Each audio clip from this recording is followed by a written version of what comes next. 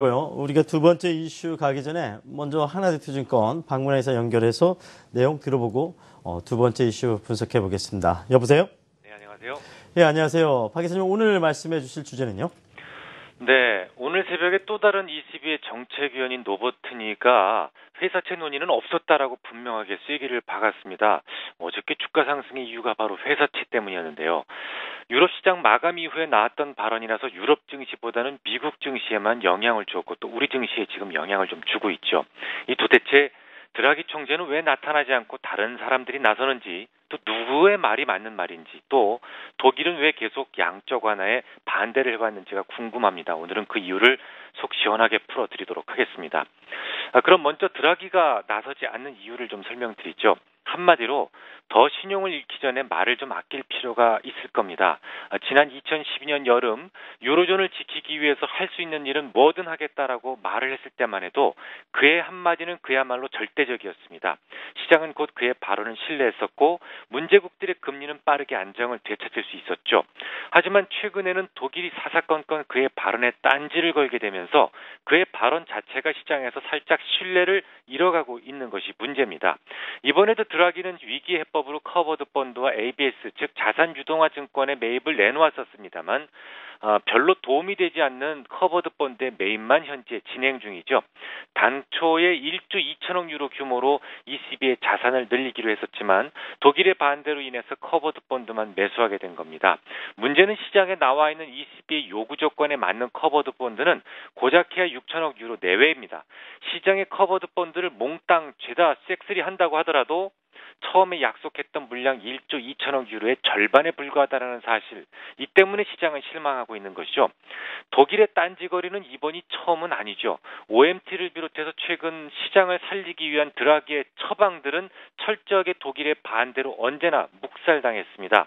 OMT는 이미 독일 헌재에서 위헌 판결을 받고 유명무실해진 상태로 방치되어 있죠.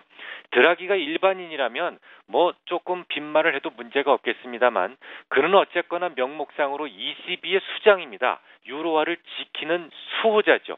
그런 그가 시장에서 신뢰를 잃게 될 경우에는 유로화의 신뢰 문제라고 하는 더 큰 문제를 만들 수 있습니다. 그러니까 이쯤에서 말을 좀 아껴둘 필요가 있을 겁니다. 그럼 이번에는 독일이 왜 사사건건 반대하는지를 살펴봐야 되겠군요. 간단합니다. 채무자와 채권자의 입장이 전혀 다르기 때문입니다. 돈을 빌려준 사람은 돈의 가치가 오르기를 바랍니다. 빌려주었던 돈을 돌려받을 때 돈의 가치가 오른 것만큼 추가로 이익을 취할 수 있기 때문이죠. 반면에 돈을 빌린 사람은 그 돈을 되갚을 때 돈의 가치가 하락한 만큼 덜 갚는 효과가 있기 때문에 돈의 가치가 하락하기를 바랍니다. 드라기가 주장했던 OMT나 혹은 ABS의 매입 같은 것들은 모두 미국식 양적 완화가 되고 이것은 돈의 가치를 하락시키자라는 의미를 가지고 있습니다. 당연히 자국의 이익에 반하는 쪽이니 반대할 수밖에 없습니다. 자, 그럼 이제 마지막으로 왜 정책위원들의 발언이 제각기 다른지 이 부분을 설명드리도록 하겠습니다.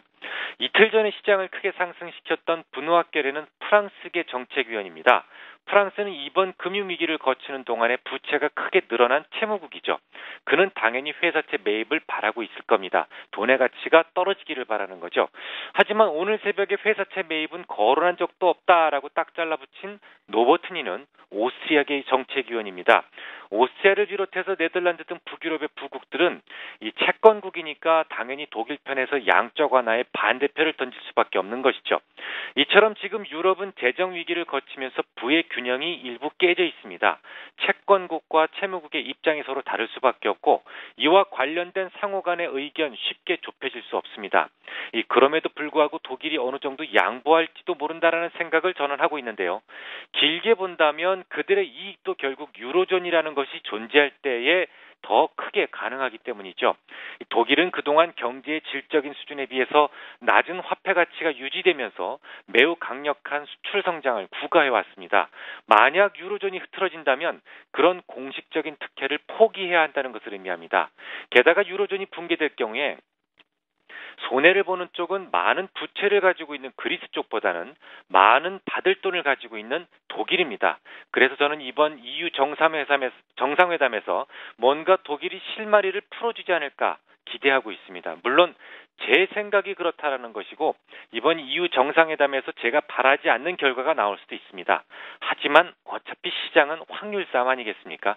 이미 유로존의 고충이 7할 이상 반영되어 있는 현재 주가에서는 설령 EU 정상회담에서 우리가 바라는 방향으로 결과가 나오지 않을지라도 적절한 비중을 보유하는 것이 지금 현재 비중을 줄이는 것보다는 확률적으로 나은 선택이 될 것이다라고 생각합니다.